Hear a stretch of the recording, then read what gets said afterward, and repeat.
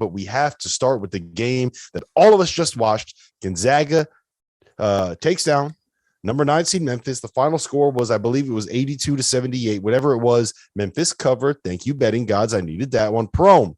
Drew Timme came out, scored 18 points in the first 10 minutes of the second half. He had 4 points, got pushed around a little bit in the first half. It was not a pretty first half for him. What happened there? How did he turn that on? Well, I think number one, you just go to experience. And I think he proved that he's an All-American tonight. He's been there, played the national championship, played in the Final Four, national championship game, last year.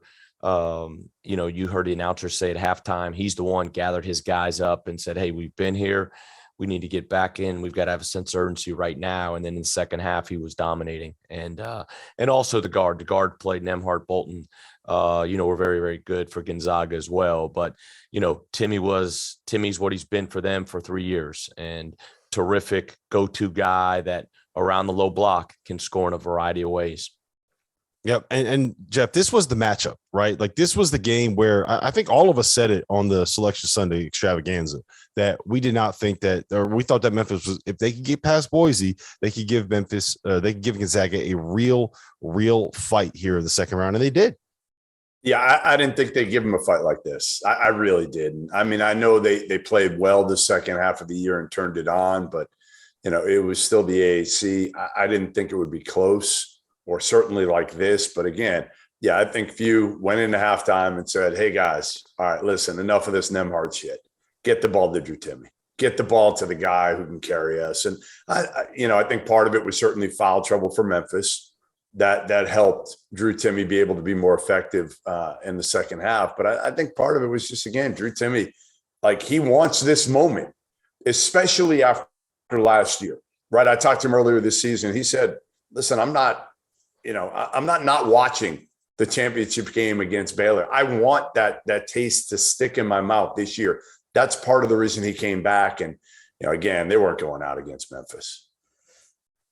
Yeah. I think the one thing you see that's going on for years, though, man, this second day of the tournament, and when I say second day, the Saturdays and Sundays, Thursdays and Fridays are for the great upsets.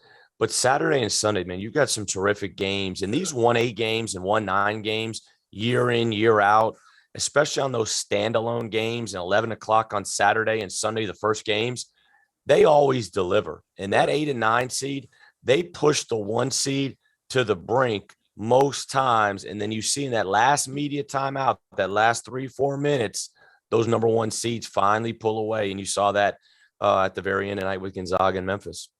Mm-hmm. I thought also the play of Andrew Nembhard tonight really stood out to me. He made some threes. He kind of settled things down in the second half. Yeah, he kept a minute. Yeah, kept a minute for a while. And I look, Jeff, how many times have we said it on this show? Point guard play. Yeah. Point guard play. Point guard play. That's your answer right there. And over and over. And I think that was the separator at the end of the day, along with Drew Timme. But Nembhard, the thing that Nembhard does, he doesn't get rattled too. Like, he's not necessarily your normal point. Like, he's got a little bit of Colin Gillespie in him. They just show no emotion. They don't get rattled. And Steve, you could probably speak to this because you had some really, really good point guards coaching. How important is that to have a guy not only that's really good, but a guy in the NCAA tournament that's unflappable? Yeah, I mean, it's a difference maker. And I mean, you hear it all the time. I mean, you flip on TV, you hear the announcers. When you don't have good point guard play, it's like you just don't have a quarterback in football. I mean, you're going to struggle. You're going to struggle at times. You're going to struggle in big moments. And, the one thing you look at, he shot it great tonight. And that's one thing I know all year long we've kind of talked about, is Gonzaga going to shoot it well? Nembhard and Bolton tonight make 8 threes. I think they go 8 for 16 from 3. That's 50% from the 2 of their backcourt guys. And that's huge. But point guard play, elite point guard play, it's why we keep talking about Villanova, Colin Gillespie. It's why Nembhard, and it's why these teams are advancing.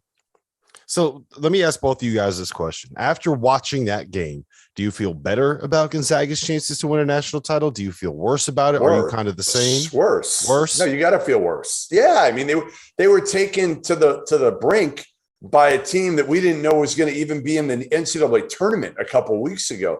So you can't feel better. I mean, you could say, hey, you know what? They played a close game. That'll be good for them down the line. I would say no. To me, it makes me think that this thing is even more wide open because we had Gonzaga as the favorite. And now you look at them and you're like, really? If they're the favorite, there's a lot of other damn teams. Memphis just took them to the final, minute of play.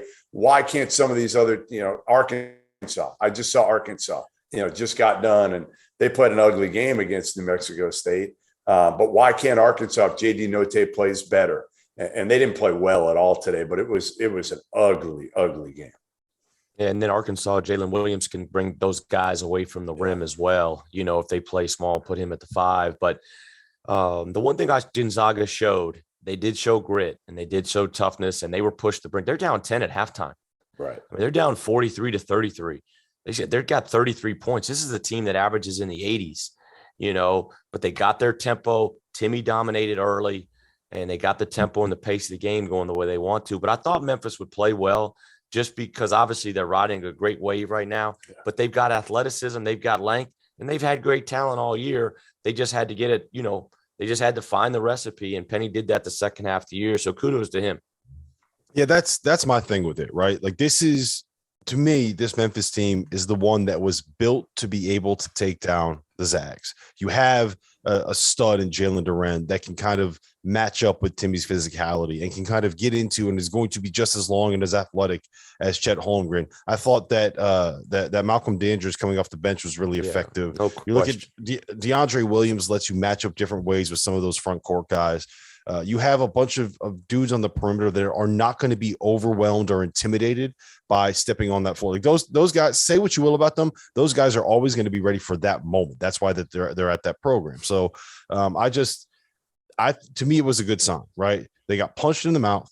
They figured out what they needed to do to win. They gave the ball to their All-American National Player of the Year candidate, according to Sean Miller, the best player in college basketball. And guys, I'll tell you this much: if they shoot a normal percentage from the free throw line, then we're not even having a conversation about this being a close game, because I'm all pissed off because Gonzaga ends up covering the 10.5 points there. So I thought it was overall a pretty good thing for him. Anything you want to wrap up? Anything on Memphis, Jeff? I think all things considered, you have to give Penny some credit for the year that he had, right? 100%. Listen, again, whatever it was, the AAC, DeAndre Williams coming back, whatever it was, they flipped it. And now, again, it could have been an absolute nightmare, because if they don't make the NCAA tournament this year, people are calling for Penny Hardaway to be fired. They are. And instead, you get in the tournament, you win a game, and then you almost beat the number 1 team in the country. Yeah. Now, I mean, the only thing that might get hurt by this, and it's funny, I mean, he played Amani today, and I was shocked. He played him. Like last game, played him, but he played him 3 minutes. Today, he was kind of in there. And after being out so long, you're trying to think to yourself, well, is he playing him to make sure he's going to get that next guy? Or is he playing him because he actually thinks he can help him right now? Obviously, he's got to have been decent in practice. But, I think, listen, you want to, if anything, you want to start slow and have low expectations and then come on the second half. Look at Xavier, right? They did the exact opposite. And Travis Steele's out of a job right now. Yeah, I agree with that, Pro. Memphis has a lot to be proud of. I think, they were at a turning point. The roads diverging, and they all rallied around. I thought the upperclassmen played well, but they had a really good team. And I mean, Quinones and Ali, and Duren. I mean, you go down the line, Williams. Those guys were terrific, and they played really well the second half of the year. And the only thing I kept thinking about is, if Memphis is going to make the Sweet 16, is there no better opponent for Penny to go against in the Sweet 16 than Arkansas? It was like it was all set up, because if going back, Memphis, Arkansas, that was a big deal.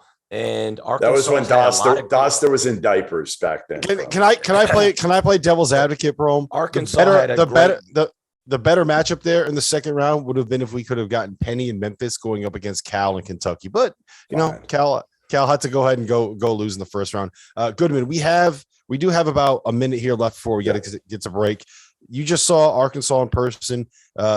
What'd you think of them? And can we change Teddy Bucket's nickname to Teddy Bricked It? Oh no, come on. I mean, listen, I'll give them a lot of credit.